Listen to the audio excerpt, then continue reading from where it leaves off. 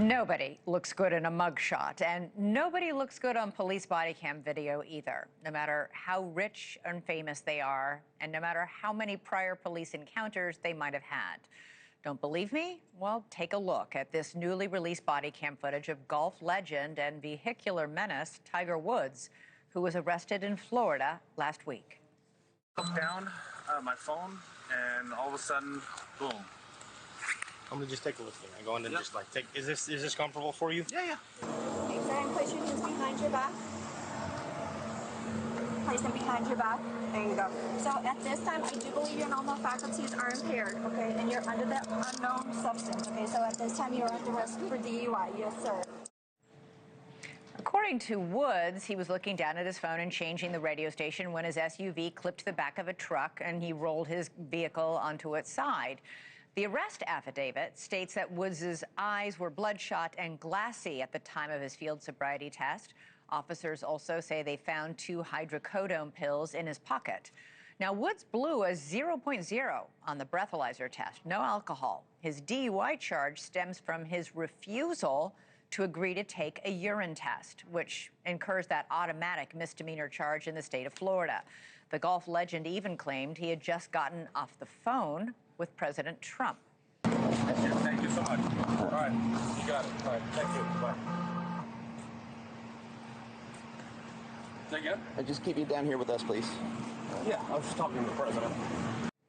Just talking to the president. Joining me now is Jeffrey Halstead, former chief of police for Fort Worth Police Department. I wonder if he said that to try and intimidate anybody. What do you think?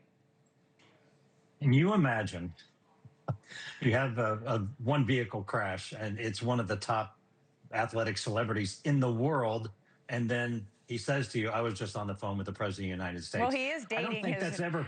He is dating a former member of the Trump, well, a current sort of divorced member of the Trump family. Listen, I got to be honest. I was expecting to see him like staggering around, I guess, or looking visibly under the influence. Do you see that in this video? No, but you got to remember that, the charge will be DUI, driving under the influence, but this would be DUI drugs or DUI narcotics, because the narcotics play an influential factor in the inability to control all your faculties and reasoning while you're operating a motor vehicle. That's why you see a variety of different style tests than a normal DWI that's alcohol related. Right. One, his injury. So they allow him to sit down because those tests would probably be dismissed anyway. And then 2, the movement of the pen, that's the horizontal gaze nystagmus. That's the true indicator that there is impairment on board, and then you continue your investigation after that. Well, and we're showing footage of him now after being arrested, sitting in the back of the cruiser. It's worth noting, this all happened at around 2 o'clock in the afternoon, and he keeps nodding off. He also keeps hiccuping for whatever reason. He refuses to take the urine test. He's automatically charged with a misdemeanor because of his refusal. If he didn't have any drugs in his system, he would have taken the test, right? I mean, like, why would you refuse to take the urine test unless you have something to hide? Especially because he's been down this road before. Yeah, I think this is his 4th one. And the understanding, some states, it can be a mandatory blood draw. Some do urine tests. All states are different. With that said, many people that operate, the hiccuping and the other physical effects of the narcotics and the prescription drugs, sometimes the combination of can make the symptoms even worse. I noticed the hiccups when he was doing most of the tests sitting on the bumper of the car. That is a side effect of the prescribed drugs he was on. It is. Keeping in mind, these are prescription narcotics. These are not illicit drugs, which is completely different, which would require a drug recognition expert. This can be done simply by the officer and the deputy that was standing right there. Yeah.